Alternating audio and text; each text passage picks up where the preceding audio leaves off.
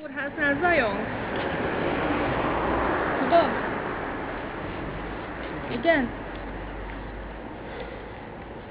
Tudod, hogy egy kórháznál zajongsz? Miért nem válaszolsz? Ne fényképezzél, jó? Fényképezni akarsz, akkor menj el tanulni. Tudod? És ez az embereknek a tulajdon, miért kell tönkretenni? Nem tudom. Hát ezzel biztos, hogy nem néznek, hogy hogy néz ki. A te ágadat, hogyha tönkretennék, mit szólnál, hát? Röhögnél, aludnál a földön. A szüleid ehhez mit szólnak? Egészségesek a gerincek. Hát szóljanak. Hát kíváncsi lennék, hogy ha te minden nap a földön aludnál, hogy néznél ki? Jó kis gerinc. Ha te pénzedből ezt is elvennék, akkor mit szólnál?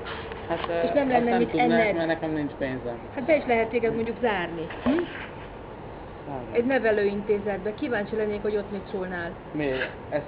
Ezt én Figyelj ide, gyere ide! Nézd itt meg, hogy mit csináltál. Nézd meg! Bizonyítsam, hogy én... Látom onnan, látom a sarokról, hogy mit csinálsz. És tehát az... És itt van nálam a telefon. Képzeld el! Telefonos fényképezőse. A szád az nagyon nagy, csak éppen nem tudod, hogy mi a kötelességed.